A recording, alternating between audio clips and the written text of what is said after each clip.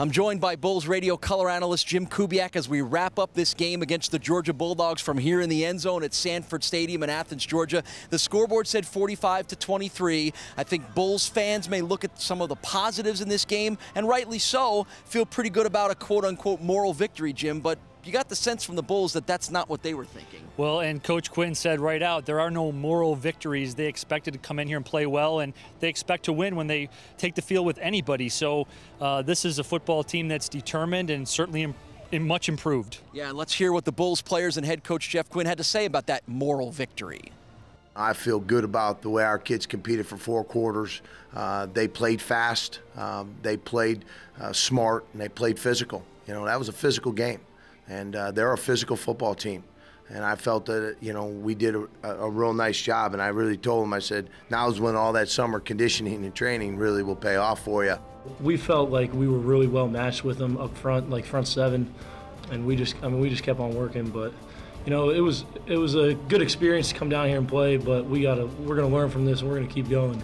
It was good to get the season started. It felt good being out there. I know I'm speaking for everybody. Just, you know, it's such a long off season. You look forward to the first game, and it's definitely good just to get the boys flying. We schemed them real good. You know, the coaches analyzed their defense real well, and scout team played hard against us every day. And you know, the same thing the scout team did to us. That's what Georgia was doing. You know, overall offensively, to be able to come up with a 94-yard drive against arguably one of the best defenses I think Georgia has seen in a while. You know, gives us a great deal of confidence that we can move the ball when we put our minds and heart and soul into it. Handoff, Brandon Oliver on first down, stops, starts again, finds a hole at the 35, at the 30, at the 25, and pushed out of bounds, and a 16-yard gain for Brandon Oliver, and the Bulldozer is warming up. Bo's just one of those guys that inspires all of us, and I've said it many times, and you know, he's one of those guys that just keeps getting better as the game goes on, you know, and he gets into the flow.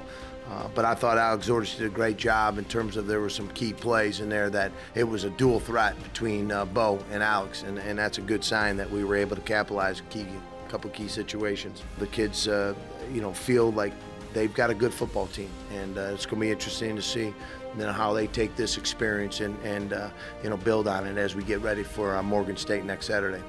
Well, you like the attitude that they aren't happy that they didn't win this game, but let's be honest, number 6th ranked team in the country, a top 5 NCAA defense last year, yet you saw the Bulls do some very good things, particularly in the sequence at the end of the second quarter, the 10 straight points led by Brandon Oliver and the running of Alex Zordich, all good signs moving ahead to the future. Outstanding. I mean, they really were very resilient there in the end of the second quarter with a 95-yard drive that took them all the way down to the 1-foot line that ended up in getting a field goal. And it was a really nice drive. It was a physical drive. Alex Zordich did some great things with his legs. Bo Oliver, just a super effort by that offensive football team. It makes the Bulls offense very hard to defend when you have a quarterback who can run the ball as well as Alex has, combined with one of the best running backs in the Mid-American Conference. Well, it's a two-headed monster. You got Bo Oliver, who everyone's going to key on, and now you've got Alex Zordich, who has done a great job in commanding the offense, pulling it on the zone reads, and making plays with his legs. That's going to be very difficult to defend. Now, obviously, the Georgia Bulldogs made some plays offensively. They have a quarterback who's a Heisman Trophy candidate in Aaron Morey. They made some plays that you would expect them to make, but I'm not sure that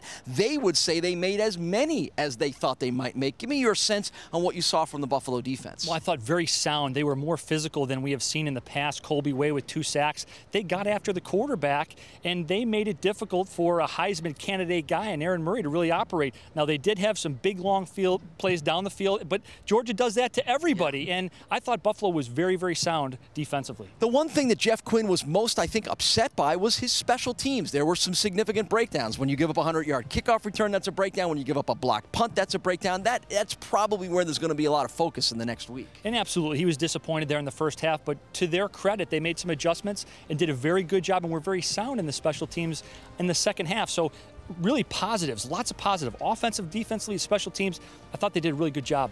So how do those positives move forward when you realize that the Bulls aren't playing any more top 10 ranked teams after what they did against the one that they do play? Well, I saw something in the locker room right now that I haven't seen in 2 years, and that was expectations. There are expectations from the players and the coaching staff to win football games, to compete in every game they're in, and I, for one, am really excited about the expectations that everybody seems to have.